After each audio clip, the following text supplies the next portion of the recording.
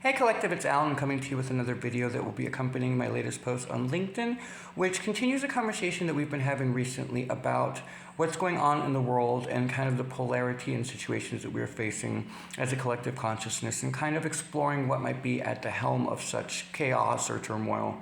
And what we've been discussing recently was this idea of humanity being stuck in a process of adulting from which it is leaving the adolescent stage of development. And we've been exploring how that might play out and kind of the ramifications of what we might see in the world around us if that was indeed what was happening. And with this particular piece, what I wanted to do is explore an idea that helps further illuminate the pathway that we are facing in a way that brings everyone to the table in a visual way, in a visceral way, if you will, as well.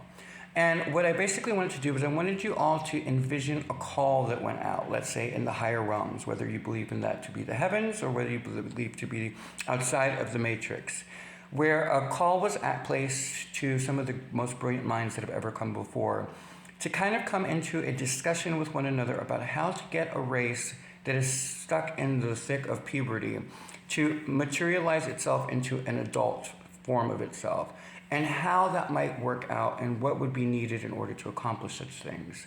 And in the halls, some of the greatest minds would be like, let's say, Socrates or Aristotle or Plato or Da Vinci, Shakespeare, Copernicus, Carl Jung, Jesus Christ, the Buddha, Confucius, Martin Luther, St. John the Baptist, Tesla, Emerson, all of these amazing, brilliant minds that have come before us, who have decorated the great tree of life with their presence in their own incarnations, all coming together so as to solve this query about how to get a species that's stuck to break through the shackles that are binding them to an outdated paradigm and get them into a new phase of development where they once again continue the path of evolution. And the ramifications of what such dialogue could have in the physical world as a means of as above, so below, right? Contextualizing the idea that the debates that are happening possibly in the higher realms are playing out in the storylines that each of us are incorporating in our day-to-day lives, kind of like a train of thought in motion, but an actual name to it. And how each of those paths may be converging upon each other so as to accomplish something that has already been resolved at a higher state of awareness. And the implications of how that might play out in the world around us. And so with that in mind, I wanted to revisit the last post I had written, which centered around the idea of some of the collective now going off to college. People who are at an evolutionary phase of development where they are no longer stuck to the high school mentality and they're starting to break free of the death march of the sheep that are circling the same outcome and not understanding that they're heading towards a catastrophe of their own making.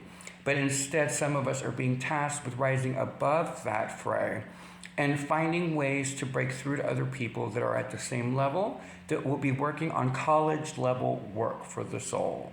Meaning where they start to look past their emotional range or their intellectual paralysis and break through to a phase where they can come to the table and start working together so as to resolve the pain and conflict that is at the root of all of the melee that's going on at the lower level, right? Not that there's anything wrong with if you're in the high school mentality and you can't break free of that and you're stuck in that angst part. There's nothing wrong with that. It's just where you are in evolution. So I'm not degrading you. I'm just setting a stage where you can see the different levels of development. Because among the same conscious leadership that I'm speaking to with this post, there are also those of you who are applying to what I call the master's program, if you will, according to this ideology or this hypothesis, where you are then in charge of teaching how your life path developed to get you to a place where you could heal the pain that you were masking and how that can somehow transfer that information to other people who are still stuck in the crisis that you overcame. And then still above that is another layer of potentiality here of people who then would go on to what I call the graduate program, where they would enter the halls directly with some of these most brilliant of minds.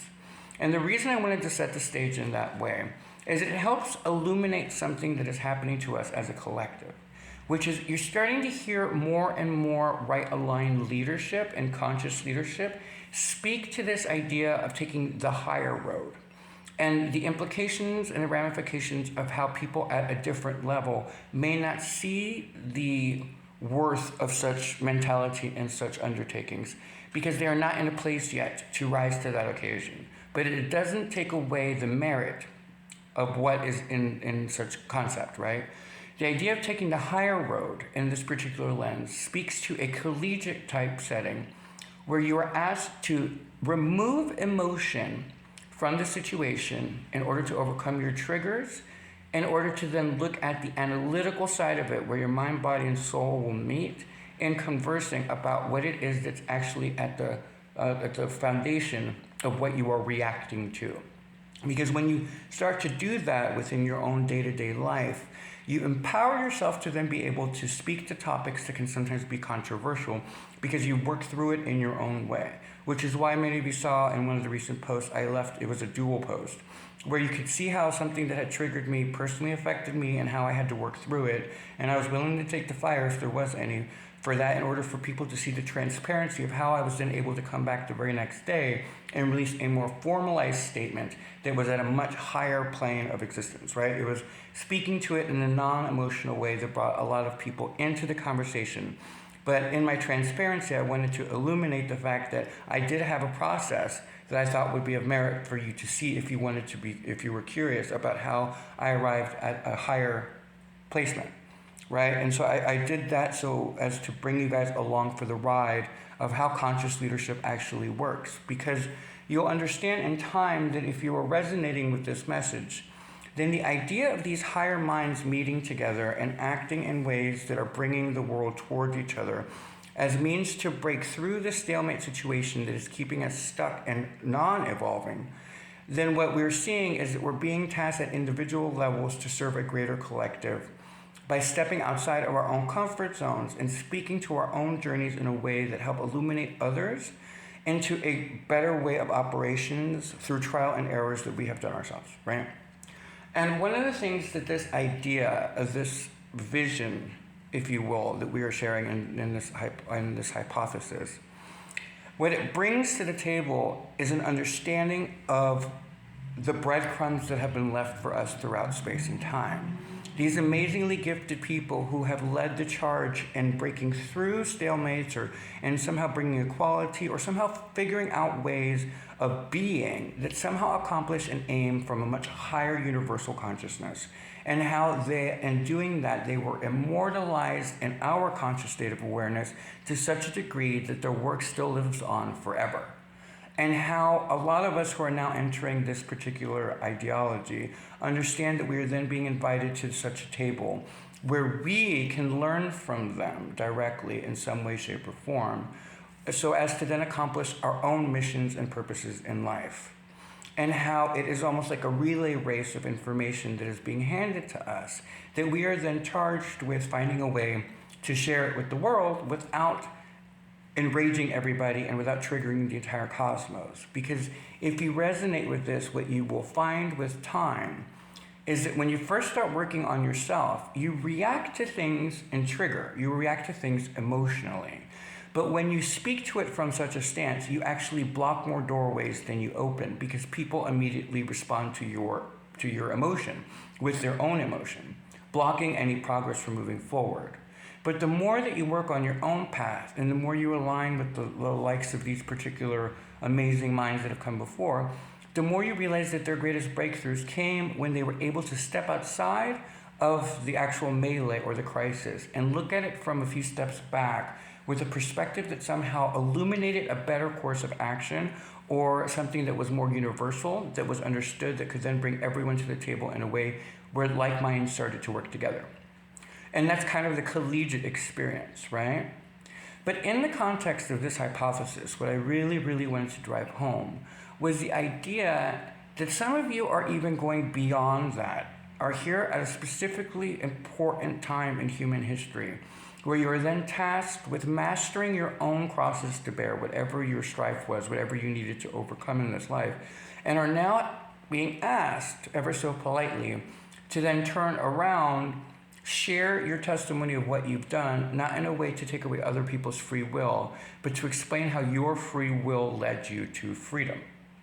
And all of the things that that means for you, and what your heart now says about humanity and the hopes and aims that you feel you are serving by stepping back into the light, stepping into the light before humanity and saying, hey, I know you think I'm a little woo-woo sometimes, and you know how I feel about the word woo-woo, but I understand that you have your preconceived notions of me, but I'm willing to come to bat and share with you what I'm thinking, because I feel like where we're going to need more like-minded people who are willing to break through the blockages that are preventing and stifling the collective from moving forward, right?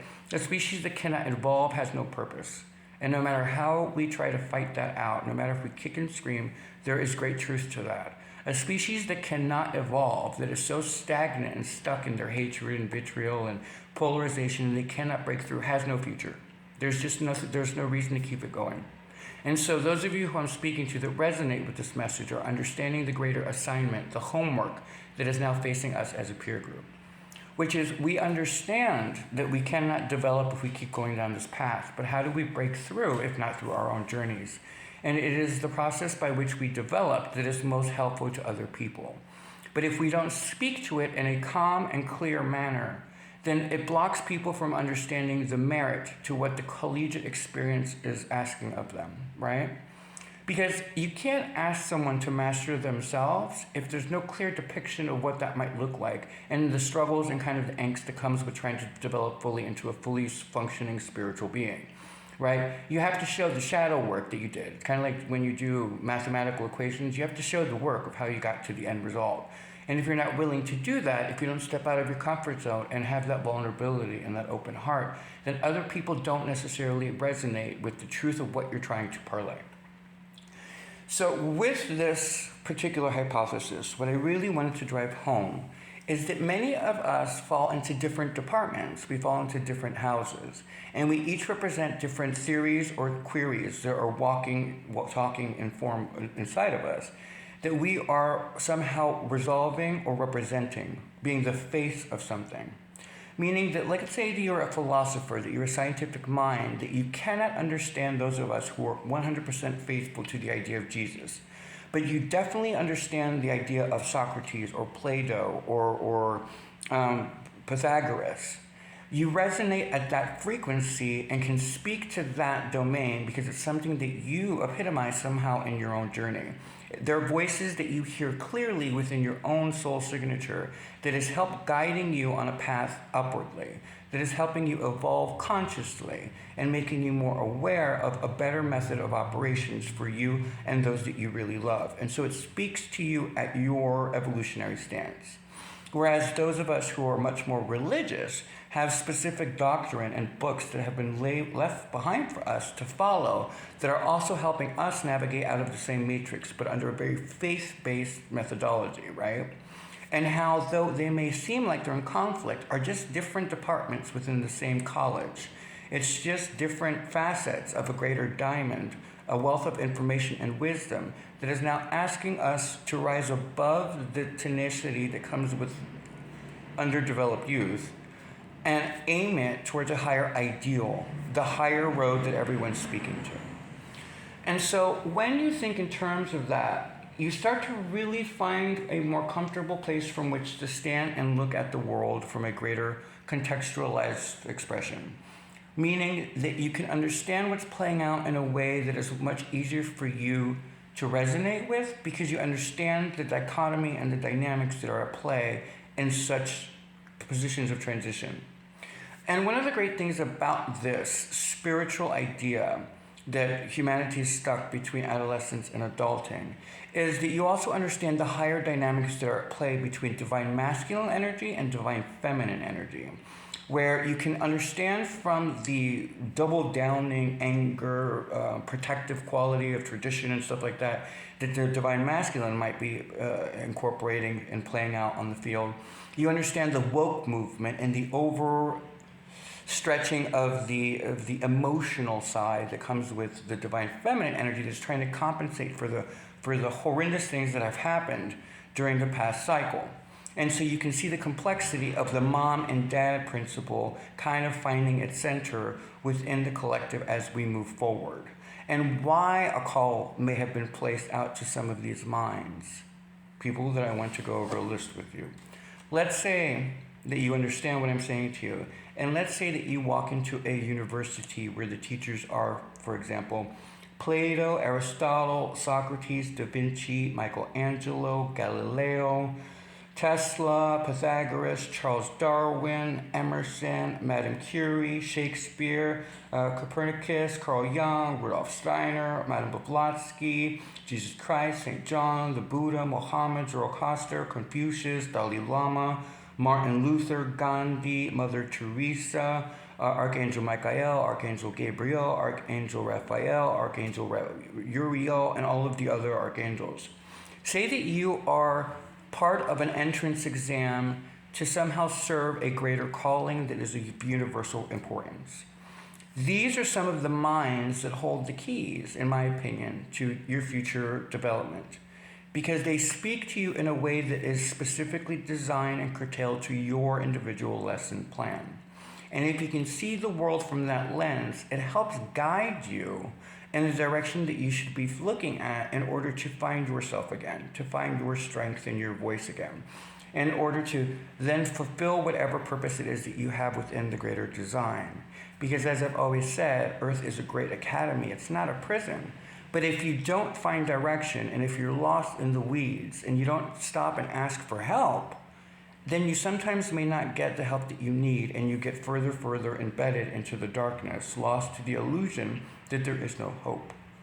And what this idea presents is not only hope, but direction.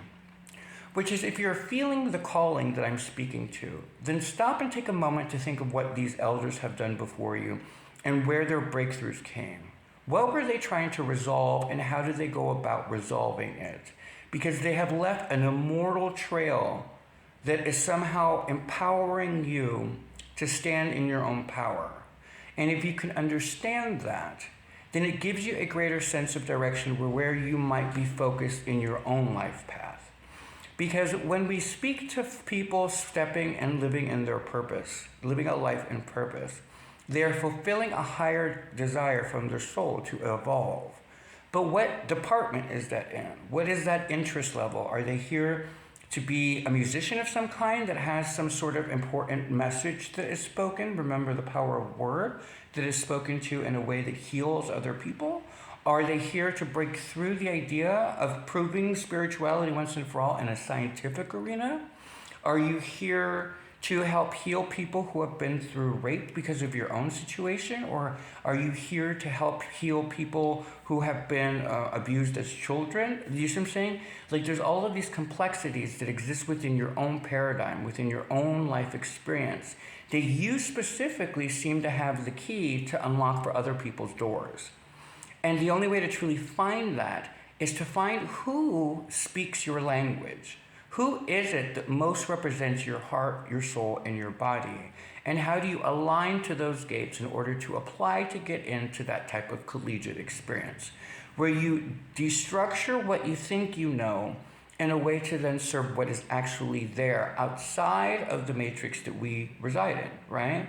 It's like the cave thing that they spoke to, I think it was Plato, who spoke to the cave, where the people can only see the illusion of what's being presented to them when they're in a cave. They don't understand that there's actually an entire experience outside of just that cave. And so when you understand this principle, this idea of a collegiate experience, you start to realize that there's much more out there to explore if you can do the homework that is being asked of you, which is, who do you align with? And is it possible that you are still being guided even if you feel like you were 100% alone? Because some of my greatest victories and the greatest places that I really rejoiced in was in studying the work of other people who did incredible things. And then every now and then at work, I'm even reminded of incredible beings who, let's say, are blind and can't see, but to function within our world and walk around living that experience in a much more condensed and harsher tone than I ever did. And it helps me then regain my composure and find my center point and go, okay, well, they have it probably a little bit harder than I ever did. So how can I be of service to people who may then look at my life and be like, hey, this person had it a little bit harder than I did. So where do I find my strength from their story? and rise to the occasion in a way that helps other people do the same, right? Because if you understand the collegiate hypothesis here, then you're understanding that this is a groupthink assignment. Because if you understand the idea of the elders meeting in a summit, if you will, in order to address something that is really crucial to the development of an entire species, then you can understand that we are being graded as a peer group. And that what we're looking at is being of service to a larger demographic than just our individual communities, but maybe asked and tasked to step forward before the world and be like, hey, what is the pain that we are not facing? What is it that we need to actually look at? And how do we decipher the emotion from passion? Because there's a huge discrepancy that we learn in college between passion and over-emotion. Passion is well-placed words that encapsulate meaning and power within it without being overly emotional, because emotions run amok, close more doors than they could ever open. So in the collegiate experience, you learn to look at yourself in a different lens, from which you then can speak as a forward-facing motion outwardly to the world. You start to do things like look at your own triggers and personally in your own space behind closed doors, start to work the problem of what it is that triggered you in a way where you can see what the pain is that you're masking, in order to then be able to come back to the same topic and speak to it again without the emotion, and see how much better the message comes across and how your assignment is more fulfilled and your ability to then speak to that issue without blowing the entire universe up, right? Because the more that you exercise that muscle, the shorter the turnaround time is between a trigger and your empowerment. It's like a really quick thing. And then what's even better is if you can show your work in a way that does not take someone else's freedom away, or when you present something in a way that is not judgmental or somehow castigating another segment of the population, then that segment of the population will actually hear what you're saying much more clearly, and be able to then absorb what they need to absorb from it and decide of their own free will whether they will agree or disagree with the topic. But right now, what we're facing is the condensation of a hardened, non-crystallized thought expression of where a lot of people are speaking from just the pain, and no one's bothering to, or they can't see at this time what the actual pain is. They're just responding to the emotion that is being triggered by a topic point. And by you doing the work that is being asked of you in your own homework assignment, for those of you who this makes sense to, you are going to break through that for them later down the road, whether you know it or not. Because you are learning how to operate at the highest vibration, right? Where you're not solely concerned with just your individuation, but how that affects and ripples out throughout the collective consciousness in a way that makes you more conscious of the choices and actions that you take daily, that then you can see playing out on group levels throughout space and time, that can then help you better evolve us and yourself into a better aligned state of being. And so when I was writing this piece, what I really wanted to introduce was the idea of a conversation that's happening at a much higher level, that we are then acting out in physical form, like a massive stage production for the purpose of evolution, for understanding the highest mind, the great architect, and all of the queries that we represent, in a way that helps teach souls the severity and consequence to free will choices, so as to make better choices on their own, in order to then master themselves and then serve humanity in a way that helps guide other people forward without breaking down their foundation. And that's where we start entering the master's program, which is, I said it in a recent video before, and I hope you guys take it with a grain of salt, but I admire and love people who belong to the house of Jesus, because they speak to compassion and love and empathy in a way where he left doctrine, and like the whole thing. Like, his life was incredible. And then there are others, like the Buddha, who came about it from a different direction. And I suddenly found myself looking at everybody with deep appreciation for their own particular their authenticity. I found their sparkle to be in how they came about it, even if it's from a different perspective, and how it all spoke to a greater universality of us.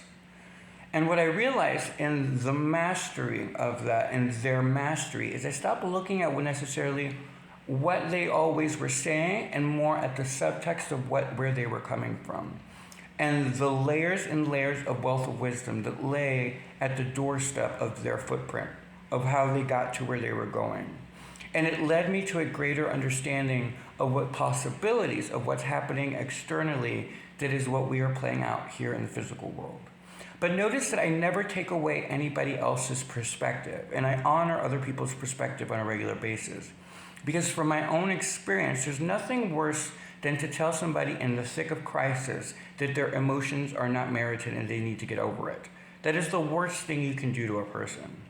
So from the more collegiate perspective, I was then able to look at the environment of the high school double-downing, anger-filled, egoish men who run around, oh, this is mine, and like throwing temper tantrums. I can see it from a higher perspective because I can resonate with places where I myself have been that spoiled child, right? And so from that, I've learned never to either dumb down information to people or to treat them like they are somehow less than, because I realize that everyone is equal on the playing field. If you're in the academy, you may have a different role, but you're here for a purpose. And so I never take away someone's foundation. Someone who is adamantly a follower of Jesus Christ, you never will speak ill of that person because that's their path. Some of them will go on to be priests or monks. Some of them or nuns. These are people who are dedicated to their life purpose, and it is not my place as a student within the academy to judge or castigate them for that choice because that's their calling. In the same way that I can't then turn around and judge a scientific mind who is struggling with their own spiritual development, but who is still on a path of serving humanity in a way that brings people up, that are working to resolve conflict and that is working to prove things that we need to prove in order to evolve. You see what I'm saying?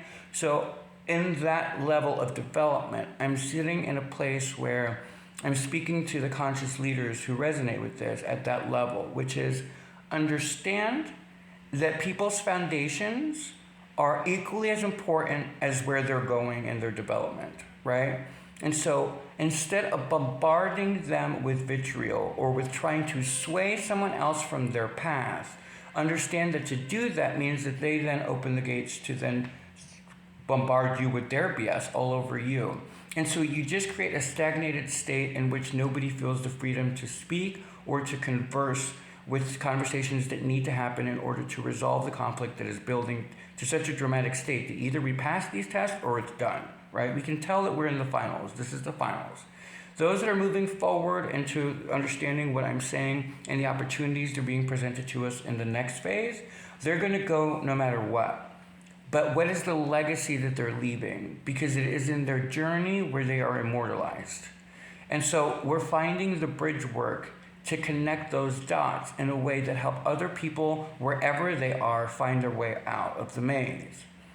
And so when the piece was said and done, what I really wanted everyone to consider is that we are indeed part of a stage production that is working out debates that are happening at a much higher level, that we are gifted with the opportunity to help materialize into the physical world.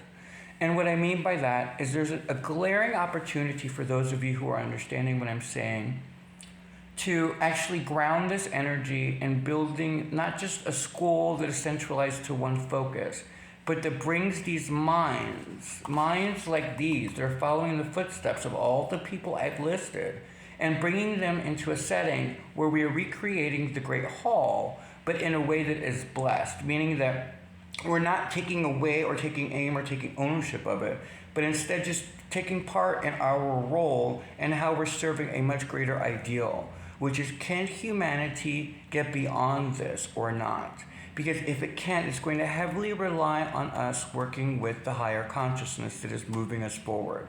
They are the gatekeepers. Whether you believe in that or not, the simulation is being run for a reason, and the outcome is not necessarily within our hands. It's within a higher perspective's hands.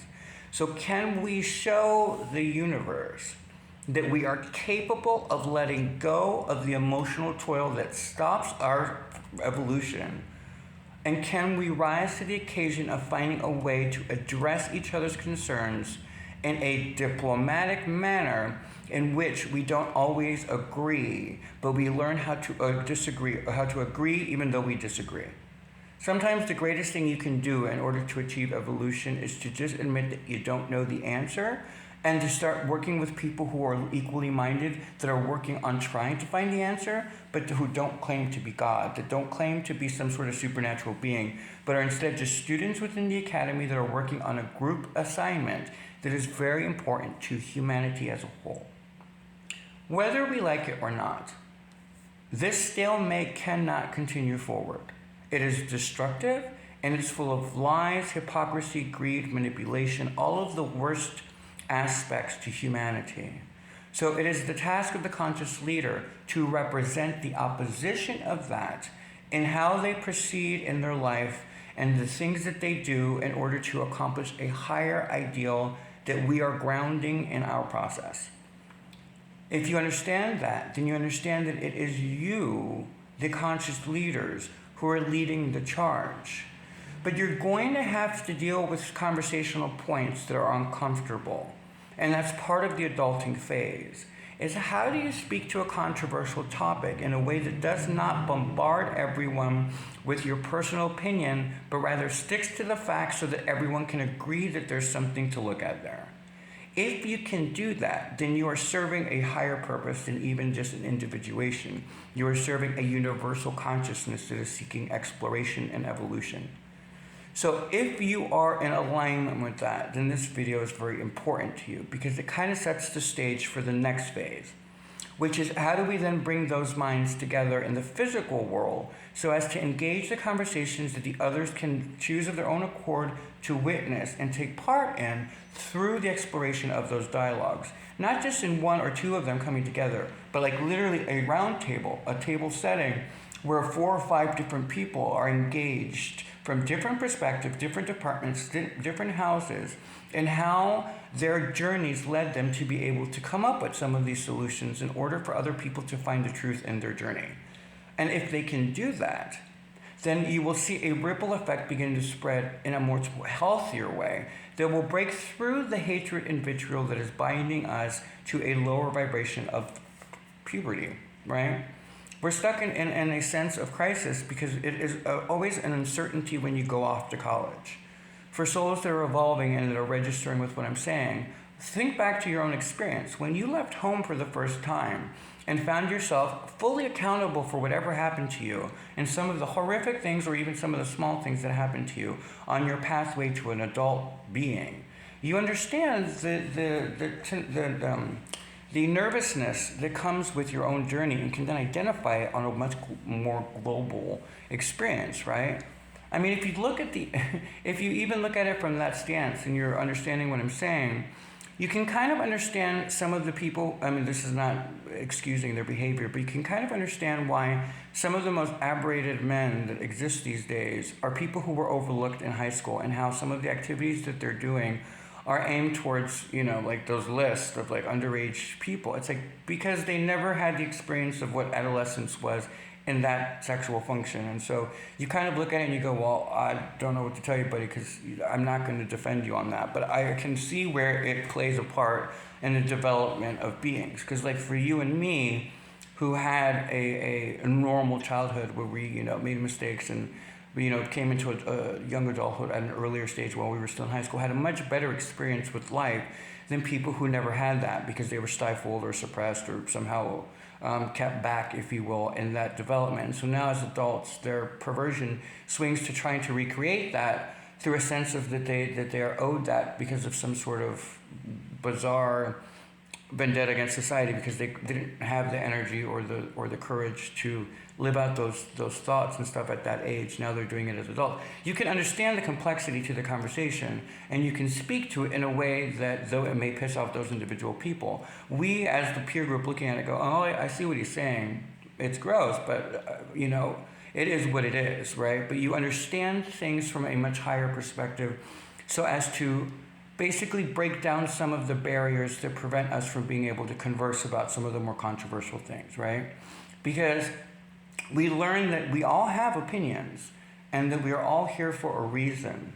And we understand that sometimes we have to encounter uncomfortable topics in order to break through them, because there's something of real value that needs to be addressed in resolving it once and for all. And the only way to do that is to engage it, which is the opposite of what we're seeing. When people throw temper tantrums in adolescence, they refuse to see other people's perspectives because it keeps them in power. Because it helps them not see what they need to see, and thereby not do the work that is being asked of them, right? If you censor other people, then that means that you are running from shadow. And the only reason when people tend to run from shadow is because it's shadow found within themselves. And so we're trying to now navigate the seas of uncertainty in a way that is in a collegiate type setting or in a teacher to student type setting, where we are guiding them back to the voices that speak to them and not acting specifically as intermediaries for them. Meaning that we're not acting like, we're obviously never going to act like we're God or that we are somehow things that we're not. Instead, we're just presenting ourselves as who we are. I'm just Al, a student within the academy that has this idea that might help humanity better understand what it's in the midst of, so as to empower it to do the homework required of them to gain a better perspective from which to help society make these final exams and get into their master's program or to get into their graduate program in a way that should not be offending anyone, but rather illuminating a potentiality that helps enlighten us to a much higher perspective that is trying to work its way into humanity. And I think a lot of it has to do with bringing these roundtables together with this focus of dealing with the topics that maybe other people are afraid to deal with in a controlled and safe environment where these peers know and respect each other enough to not take it personally what is being debated, but instead is looking for resolution that will help humanity. And that's a really big calling. So if you are a conscious leader and you are hearing the call, understand that a lot of it is going to depend on how you operate. And can you yourself remove the emotional triggers that send you off on the deep end, the closed doors? It's not a pass or fail necessarily for those of you that I'm speaking to. It resonates more with like, just do the best you can. Stop trying to be perfect because you stifle and box yourself in. But if you are somehow able to break through and learn the importance of wording, and learn the importance of removing emotion in order to find the passion from which to speak to, and you can decipher the two in a way that breaks down barriers as opposed to builds more walls, then you are being of service in a conscious leadership role. You understand the complexity behind the woke movement, right? If you're a spiritualist, you understand that Jesus said during the end times that you needed to be awakened and fully conscious of the trickery and things that was going on. Okay, fine. But what they did is, in overcompensating for it, the pendulum swung so far to the left that the woke movement is now acting as its worst enemy by censoring and suppressing other people's opinions because they just don't want to deal with the topics. Do you see the complexity to that swing?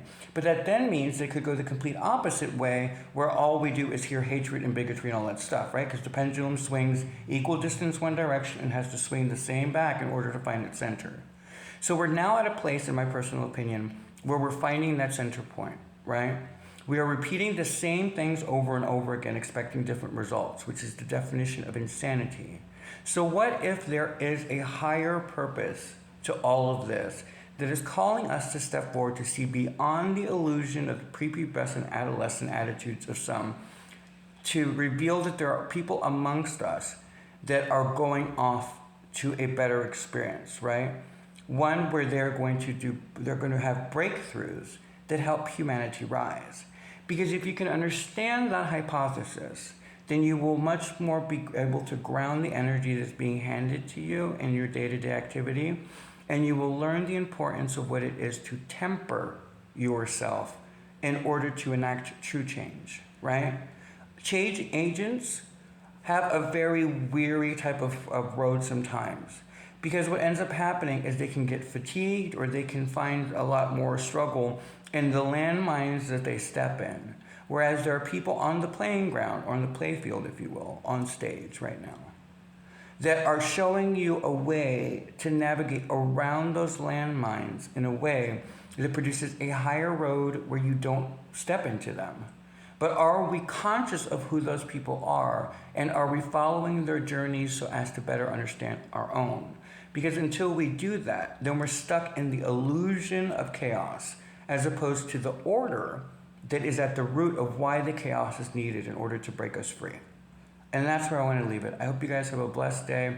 I know that this is kind of a big one, but I really wanted to present this idea to you in a way where you can envision the idea of studying with some of the greatest minds that have ever walked the earth, who are basically possibly in the middle of a conversation about how to move this species forward. And can you rise to the occasion to answer that call in a way that is true to who you are and the journey that you have undergone? Because it seems like a lot of you are a lot further along in development than you think, because the world doesn't want you to think. They want you to feel like nothing is changing, but the truth is that obviously it is, right? And so it's up to us to speak to each other at that level in order to help people feel more empowered to keep going. And when in doubt, ask for help. You have incredible minds. I'm not going to go through the list again, but they have left their legacy for humanity as breadcrumbs for us to follow. It's just up to us to decide who it is that speaks to us and how do we find that path forward in a way that not only self-serves, but it somehow serves humanity. Because again, this is a group test that we are all facing. I hope you guys have an incredible day.